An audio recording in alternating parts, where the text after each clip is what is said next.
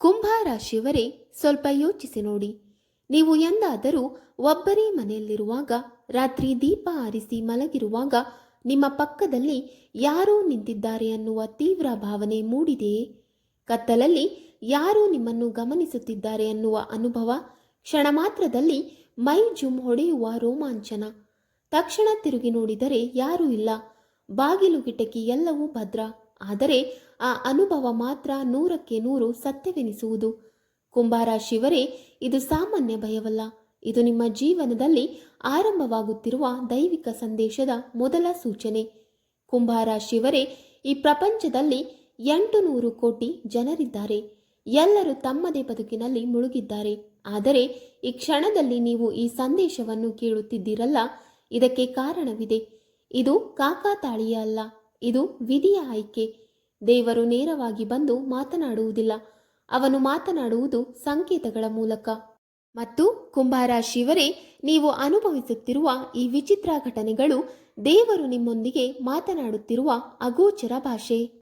ಕುಂಭರಾಶಿಯವರಿಗೆ ದೇವರು ಕೊಡುತ್ತಿರುವ ಮೊದಲ ಸಂಕೇತ, ಕುಂಭರಾಶಿಗೆ ಬ್ರಹ್ಮ ಮುಹೂರ್ತದ ಕರೆ. ಕುಂಭರಾಶಿಯವರೇ, ರಾತ್ರಿ ಎಷ್ಟೇ ತಡವಾಗಿ ಮಲಗಿದರೂ ಬೆಳಗಿನ ಜಾವ 3ರಿಂದ 5 ಗಂಟೆಯ ನಡುವೆ ನಿಮ್ಮ ಕಣ್ಣು ಸ್ವಯಂಚಾಲಿತವಾಗಿ ತೆರೆದುಕೊಳ್ಳುತ್ತಿದೆಯೇ? ಅಚ್ಚರಿ ಎಂದರೆ ಸುಸ್ತಿಲ್ಲ, ತಲೆನೋವಿಲ್ಲ, ಮನಸ್ಸು ಶಾಂತ. ಸಮಯ ನೋಡಿದರೆ 3:33, 4:44 ಅಥವಾ 5:05 ಇಂತಹ ವಿಚಿತ್ರ ಸಂಖ್ಯೆಗಳು. ಇದು ನಿದ್ರಾಹೀನತೆಯಲ್ಲ, ಇದು ಬ್ರಹ್ಮ ಮುಹೂರ್ತದ ದೈವಿಕ ಕರೆ. ಈ ಸಮಯದಲ್ಲಿ ಬ್ರಹ್ಮಾಂಡದ ಶಕ್ತಿ ಅತ್ಯಂತ ಜಾಗೃತವಾಗಿರುತ್ತದೆ. ಕುಂಭರಾಶಿಯ ಆತ್ಮ ಈ ಶಕ್ತಿಗೆ ತಕ್ಷಣ ಸ್ಪಂದಿಸುತ್ತದೆ. ಕುಂಭರಾಶಿಯವರೇ, ಈ ರೀತಿ ಎಚ್ಚರವಾದಾಗ ಮತ್ತೆ ಮಲಗಬೇಡಿ. ಇದು ದೇವರು ನೀಡುತ್ತಿರುವ ಸುವರ್ಣಾವಕಾಶ. ಶಾಂತವಾಗಿ ಕುಳಿತು ಕಣ್ಣು ಮುಚ್ಚಿ ನಿಮ್ಮ ಇಷ್ಟ ದೇವರನ್ನು ನೆನೆಸಿ. ನನ್ನ ದಾರಿ ಏನು ಎಂದು ಮನಸ್ಸಲ್ಲೇ ಕೇಳಿ. ಈ ಸಮಯದಲ್ಲಿ ಬರುವ ಆಲೋಚನೆಗಳು ಸಾಮಾನ್ಯವಲ್ಲ, ಅವು ನಿಮ್ಮ ಭವಿಷ್ಯವನ್ನು ಬದಲಾಯಿಸುವ ಶಕ್ತಿ ಹೊಂದಿರುತ್ತವೆ. ಕುಂಭರಾಶಿಗೆ ಈ ಸಮಯದಲ್ಲಿ ಮಾಡಿದ ಸಂಕಲ್ಪಗಳು ಅತ್ಯಂತ ವೇಗವಾಗಿ ಫಲ ನೀಡುತ್ತವೆ. 2ನೇ ಸಂಕೇತ, ಕುಂಭರಾಶಿಗೆ ಮೂಕಜೀವಿಗಳ ಆಶೀರ್ವಾದ. ಕುಂಭರಾಶಿಯವರೇ, ಒಂದು ವಿಷಯ ಗಮನಿಸಿ. ಬೀದಿ ನಾಯಿಗಳು, ಬೆಕ್ಕುಗಳು, ಅಳಿಲುಗಳು ಅಥವಾ ಪಕ್ಷಿಗಳು, ಇವುಗಳು ನಿಮಗೆ ವಿಚಿತ್ರವಾಗಿ ಹತ್ತಿರವಾಗುತ್ತಿದೆಯೇ? ನಿಮ್ಮನ್ನು ನೋಡಿ ಭಯಪಡದೆ ಪ್ರೀತಿ ತೋರಿಸುತ್ತಿದೆಯೇ? ಇದು ಆಕಸ್ಮಿಕವಲ್ಲ. ಮೂಕಜೀವಿಗಳಿಗೆ ಮನುಷ್ಯನ ಸುತ್ತಲಿನ ಶಕ್ತಿ ವಲಯವನ್ನು ನೋಡುವ ಶಕ್ತಿ ಇರುತ್ತದೆ. ನಿಮ್ಮೊಳಗಿನ ಧನಾತ್ಮಕತೆ, ನಿಮ್ಮ ಪುಣ್ಯಕರ್ಮ, ಇವುಗಳತ್ತ ಅವು ಆಕರ್ಷಿತವಾಗುತ್ತಿವೆ. ಕುಂಭರಾಶಿಯವರೇ, ಮೂಕ ಪ್ರಾಣಿಗಳು ನಿಮ್ಮ ಹತ್ತಿರ ಬರುತ್ತಿದ್ದರೆ ಅದು ದೈವಿಕ ಪ್ರಮಾಣ ಪತ್ರ. ನಿಮ್ಮ ಹಳೆಯ ಪಾಪ ಕರ್ಮಗಳು ಕರಗುತ್ತಿವೆ. ನಿಮ್ಮ ಮೇಲೆ ಶನಿ, ರಾಹು, ಕೇತುಗಳ ದುಷ್ಪರಿಣಾಮಗಳು ನಿಧಾನವಾಗಿ ದೂರವಾಗುತ್ತಿವೆ. ಇಂತಹ ಸಮಯದಲ್ಲಿ ಅವುಗಳನ್ನು ಓಡಿಸಬೇಡಿ. ಒಂದು ಹಿಡಿ ಆಹಾರ, ಸ್ವಲ್ಪ ನೀರು ಕೊಡಿ. ಅವರ ಮೌನ ಆಶೀರ್ವಾದ ದೊಡ್ಡ ದೊಡ್ಡ ಕಷ್ಟಗಳನ್ನು ಕರಗಿಸುವ ಶಕ್ತಿ ಹೊಂದಿದೆ. 3ನೇ ಸಂಕೇತ, ಕುಂಭರಾಶಿಗೆ ಅಗೋಚರ ಸುಗಂಧ. ಕುಂಭರಾಶಿಯವರೇ, ಈ ಅಗೋಚರ ಸುಗಂಧವನ್ನು ನೋಡುವಾಗ ಅದನ್ನು ಸಾಧಾರಣ ಘಟನೆ ಎಂದು ಹಗುರವಾಗಿ ತೆಗೆದುಕೊಳ್ಳಬೇಡಿ. ಮಲ್ಲಿಗೆ, ಶ್ರೀಗಂಧ, ಕರ್ಪೂರ ಅಥವಾ ಸಾಂಬ್ರಾಣಿಯ ಪರಿಮಳವು ನಿಮ್ಮ ಮನಸ್ಸಿನಲ್ಲಿಯೇ ಶಾಂತಿ, ಹರ್ಷ ಮತ್ತು ಆಧ್ಯಾತ್ಮಿಕ ಪ್ರೇರಣೆಯನ್ನು ತುಂಬುತ್ತದೆ. ಈ ಪರಿಮಳ ಮನೆಯಲ್ಲಿಯೂ ಇಲ್ಲ, ಹೊರಗಡೆಯಿಂದಲೂ ಬಾರದು. ಅದು ನಿಮ್ಮ ಆತ್ಮಕ್ಕೆ ಕರೆದ ಎಚ್ಚರಿಕೆಯ ಸಂಕೇತ. ನಿಮ್ಮ ಕುಲದೇವರು, ಇಷ್ಟದೇವರು ಅಥವಾ ಪಿತೃಗಳು ಸೂಕ್ಷ್ಮ ರೂಪದಲ್ಲಿ ನಿಮ್ಮ ಹತ್ತಿರ ಬಂದಿದ್ದಾರೆ, ನಿಮ್ಮ ಸಾಧನೆ, ಭಾವನೆ ಮತ್ತು ಸಂಕಲ್ಪಗಳಿಗೆ ಆಶೀರ್ವಾದ ನೀಡಲು. ಈ ದೈವಿಕ ಸಾನ್ನಿಧ್ಯವು ನಿಮ್ಮ ಜೀವನದಲ್ಲಿ ನಿಮ್ಮನ್ನು ರಕ್ಷಿಸುವ ಶಕ್ತಿ, ಮಾರ್ಗದರ್ಶನ ಮತ್ತು ಶುಭ ಬುದ್ಧಿಯ ಸಂಕೇತವಾಗಿದೆ. ಇದನ್ನು ಅನುಭವಿಸಿದಾಗ ಧ್ಯಾನ ಮಾಡಿ, ಹೃದಯದಲ್ಲಿ ಧನ್ಯತೆ ತುಂಬಿ, ಆ ಪರಿಮಳದ ಶಕ್ತಿ ನಿಮ್ಮ ಆತ್ಮದಲ್ಲಿ ಆವರಿಸಿಕೊಳ್ಳಲು ಅವಕಾಶ ನೀಡಿ. ಇದು ಕೇವಲ ಸುಗಂಧವಲ್ಲ, ಇದು ದೇವರ ಸ್ಪರ್ಶ. ನಿಮ್ಮ ಜೀವನದಲ್ಲಿ ಶಾಂತಿ, ಸಮೃದ್ಧಿ ಮತ್ತು ಸೌಭಾಗ್ಯವನ್ನು ತರುತ್ತಿರುವ ನಿಶಾನಿಯಾಗಿದೆ. 4ನೇ ಸಂಕೇತ, ಕುಂಭರಾಶಿಗೆ ಲಕ್ಷ್ಮಿಯ ಹಾದಿ. ಕುಂಭರಾಶಿಯವರೇ, ರಸ್ತೆಯಲ್ಲಿ ಅಕಸ್ಮಾತ್ತಾಗಿ ಸಿಕ್ಕಿರುವ ನಾಣ್ಯ ಅಥವಾ ಹಣವನ್ನು ಸರಿಯಾಗಿ ಗಮನಿಸಿ. ಅದು ಕೇವಲ ಭೌತಿಕ ಲಾಭವಲ್ಲ, ಇದು ಮಹಾಲಕ್ಷ್ಮಿಯ ದೈವಿಕ ಸಂಕೇತ. ನಿಮ್ಮ ಬದುಕಿನಲ್ಲಿನ ಸೌಭಾಗ್ಯ, ಧನ ಮತ್ತು ಸಮೃದ್ಧಿಯ ಮುನ್ಸೂಚನೆ.